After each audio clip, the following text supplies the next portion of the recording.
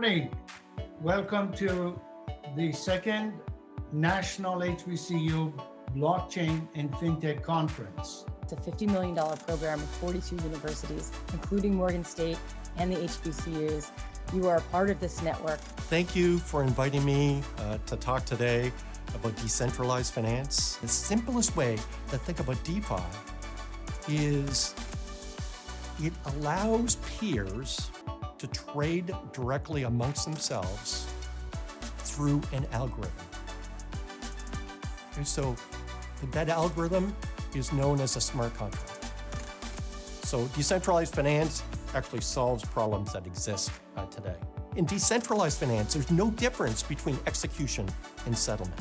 It happens simultaneously. Today, I believe we're less than 1% into the DeFi disruption.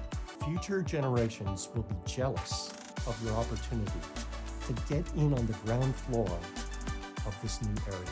The importance of effective communication when raising awareness of blockchain and fintech on your campus. We wanted to solve relevant problems regarding economic inequities and how to help the community, as well as encourage more discussions about blockchain and fintech with their spheres of influence. We really wanted students to focus on how does it benefit you at all? And we had students who shared, I can talk about this with my parents and my friends. I want to build generational wealth. I just don't want to work a job the rest of my life. We wanted to create a campus token that the students could use. When I started teaching my class in 2018, I think I had 2 students. It is now a couple of years later, it's oversubscribed. I have to sort of turn students away now. We hope that you will continue to gain some incredible insights that will enable all of your students back on your campuses to understand this fast-moving industry. Because we know the power our schools have to light the way for our students. Our HBCUs are special, and we are HBCU strong. And enjoy day 2 of the National HBCU Blockchain and FinTech Conference. Several of these articles, especially as you were accompanied by a hands-on element where we give tutorials, right, on how to actually do things like how to create a wallet, how to do yield farming, and how to produce a non-fungible token. I'm excited to present our work on blockchain workshops on the go for engineering and computer science. I'm looking at the different work titles and the annual average salary. You can see that they're well compensated for their knowledge, blockchain professionals. And so just kind of encouraging students, and this is an area that's very hot, very emerging, and you're really going to get practical experience by being a part of this. The project was a success. If you're a blockchain enthusiast, some of these names should look very familiar. Students really embrace the Bitcoin, the Bitcoin presentation. They also embrace the NFT presentation. Overall, we again, the sessions were very successful.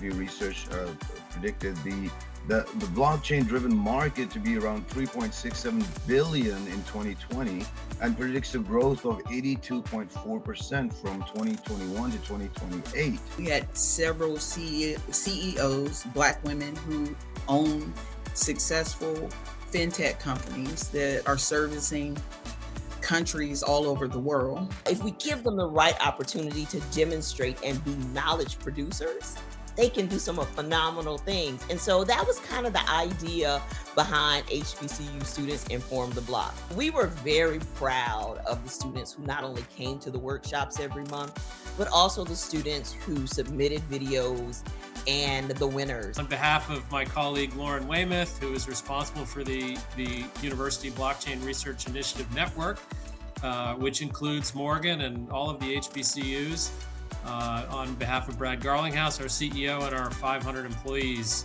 based around the world. The honor is really ours to be in a partnership with Morgan and the HBCU community. We are pleased to have been one of the first sponsors for Morgan and the FinTech Center, and we're thrilled that we're seeing now other companies come in to to lend their support to blockchain and FinTech studies at Morgan and at many other universities. Thanks again to you, Dr. Emdad, and your team, and to all the HBCU faculty who are pursuing this and engaging their students in this topic and in these career paths. We're very grateful to be in partnership with you all. Thank you very much. The National FinTech Center put hundreds of hours into creating this conference, and I thank all of the center's colleagues, Sanjay, Tanisa, and Judy for their hard work. We want to make this conference a successful one, year after year, improve year after year, and make us a sustainable entity in this landscape.